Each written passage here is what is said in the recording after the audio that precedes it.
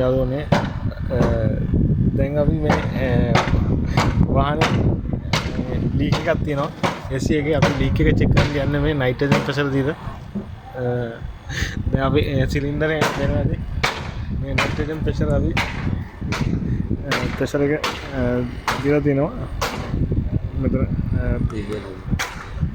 බලපුවම pressure එක පේනවා. මේ ලීක් එක තියෙනවා පේනවාද මේ මීටරේ අඩු වෙනවා ගේජ් එකේ. මේ අපි නයිට්‍රජන් ප්‍රෙෂර් දීලා තිනවා.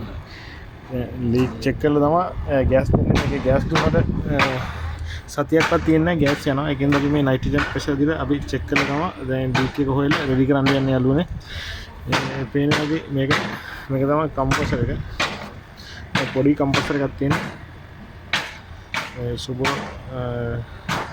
සුබුරෝ එක වාහනේ මෙතන තියෙන යාළුවනේ කන්ඩෙන්සරේ. මේ කන්ඩෙන්සරේ මෙතන ඉස්සර පැත්තේ තමයි කන්ඩෙන්සරේ තියෙන්නේ. කන්ඩෙන්සර් එක තන යාළුවනේ කූලින් කොයිල් එක එපරේටර් එක ඇතුළට යනවා.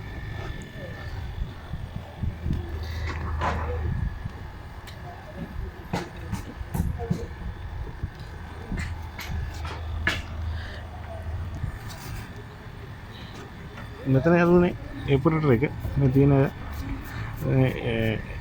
මේක සක්ෂන් එක, මේක ඩිස්චාර්ජ් එක එපරේටර්.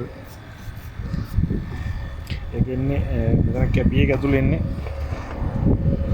මෙතන තියෙන යාළුවනේ AC එකේ බ්ලෝවර් එක තියෙනවා එපරේටර් එකේ. මේක තමයි බ්ලෝවර් එක මෙතන. මෙතන බ්ලෝවර් එක පිටනවා. මෙතන එයර් ෆිල්ටර් එක එනවා යාළුවනේ. මේ ජරාව කූලින් කොයිල් එකට යන එක නවත්තන්නට මෙතනට එයර් ෆිල්ටර් එක එනවා.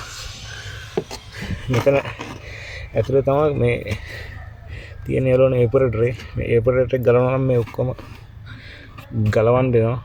මේ ඩෑෂ්බෝඩ් එකේ නම් ඔක්කොම ගලවලා තමයි මේක රිපෙයාර් කරනවා නම් ඔක්කොම ගලවලා ගන්න වෙනවා. මේක කොයිල් එකේ ඇතුලේ ලීක් එකක් තිබුත් වෙල්ඩින් කරන්න නැත්නම් චේන්ජ් කරනවා නම් මේ ඔක්කොම ගලවන්න වෙනවා. මේකේ මෙතන තියෙන්නේ ඇතුලේ මේක බ්ලෝවර් එක. මෙතන එනවා ෆිල්ටර් එක.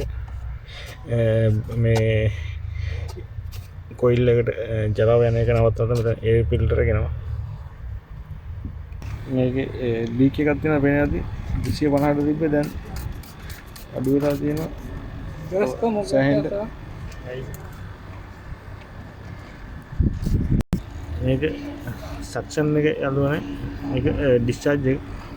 මේ ඩිස්චාර්ජ් එක එන්නේ ඉස්සරහා තියෙනවා වාහනේ ඉස්සරහා කන්ඩෙන්සර් එක. කන්ඩෙන්සර් එක තමයි ඩිස්චාර්ජ් එක එන්නේ. ඊට පස්සේ යාළුවනේ එතනින් මේ ගෑස් කූල් කරලා මේ ලික්විඩ් කරලා මේ ලික්විඩ් යන ලයින් එක අතන එපරේටර් එකට යනවා. මේක තමයි කන්ඩෙන්සර් ෆෑන්. මේ කන්ඩෙන්සර් එකේ ෆෑන් එක මෙතන දෙක ෆෑන් දෙකක් තියෙනවා. රේඩියේටර් එකයි කන්ඩෙන්සර් එක දෙකම කූලින් කරන්නේ මේ ෆෑන් දෙකෙන් තමයි යදුනේ. මේක කම්ප්‍රෙසර් එක.